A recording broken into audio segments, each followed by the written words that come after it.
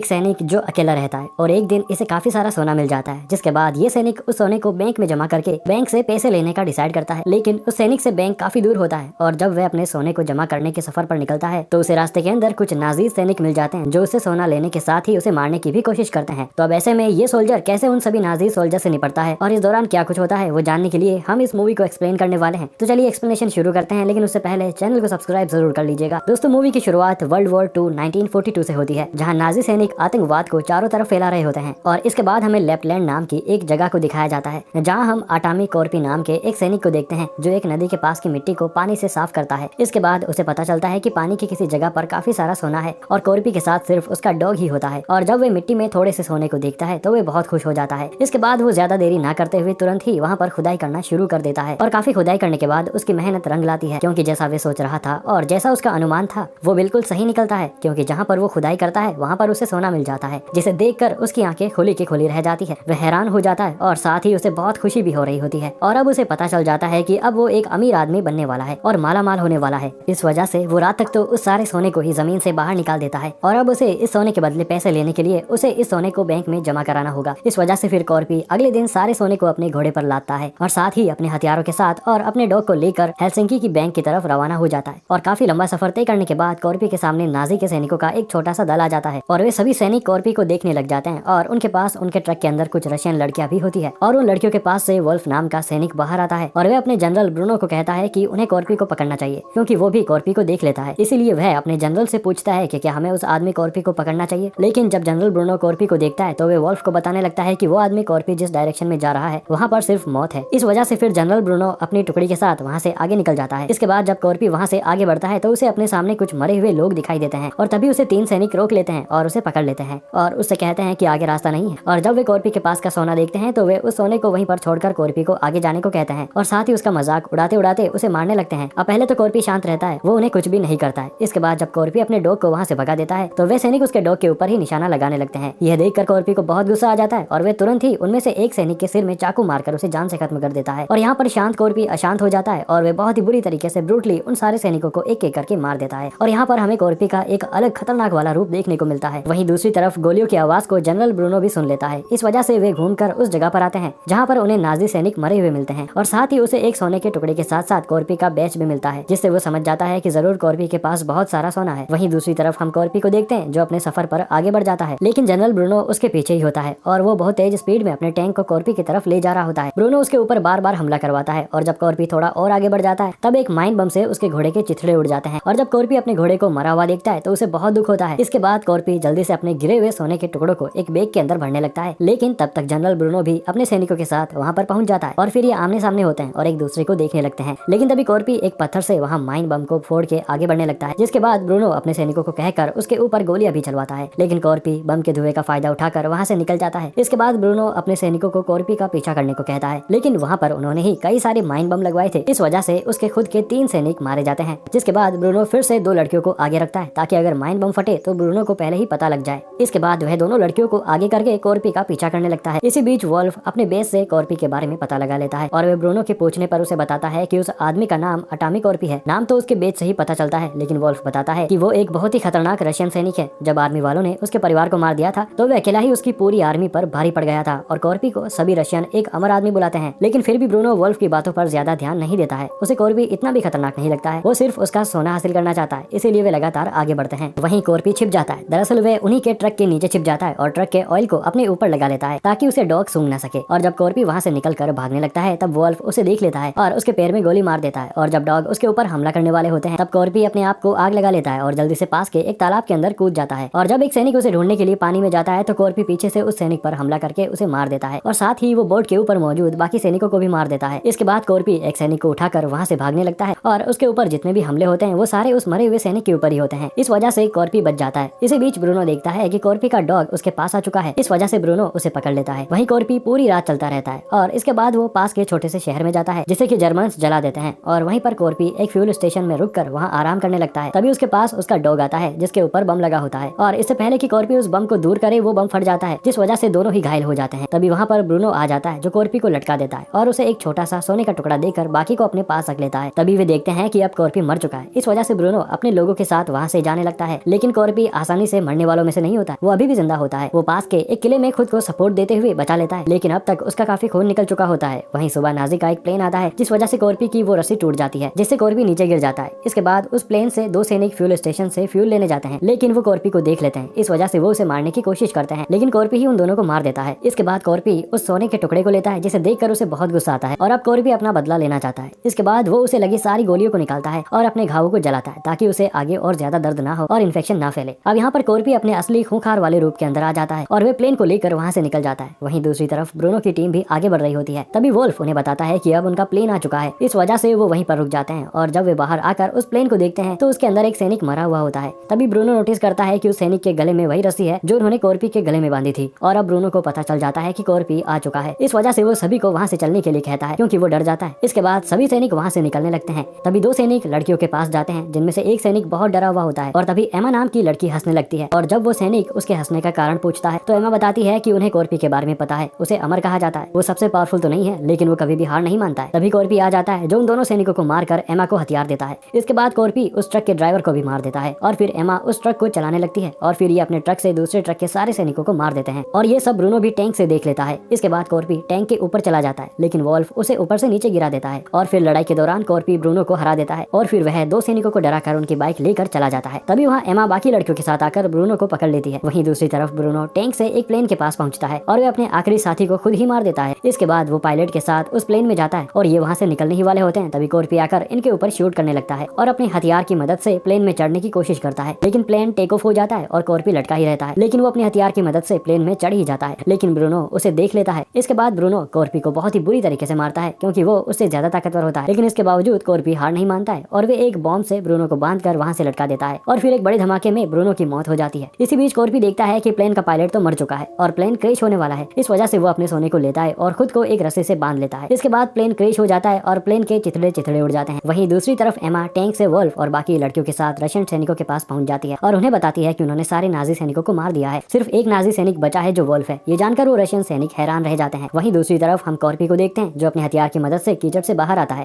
और अपने सोने को लेकर और काफी मशक्कत करने के बाद अब फाइनली वो बैंक पहुंच ही जाता है, जहाँ पर वो बैंक के काउंटर पर सोना रखकर सोने के बदले पैसे मांगता है। और दोस्तों इसी के साथ ये मूवी यहीं पर खत्म हो जाती है। तो दोस्तों इस मूवी की कहानी आपको कैसे लगी और हमारा एक्सप्लेनेशन आपको कैसा लगा, आप कमेंट सेक्शन में जरूर बताना और इसी तरह की और वीडियोस के लिए आप हमारे यूट्यूब चैनल को सब्सक्राइब जरूर करना।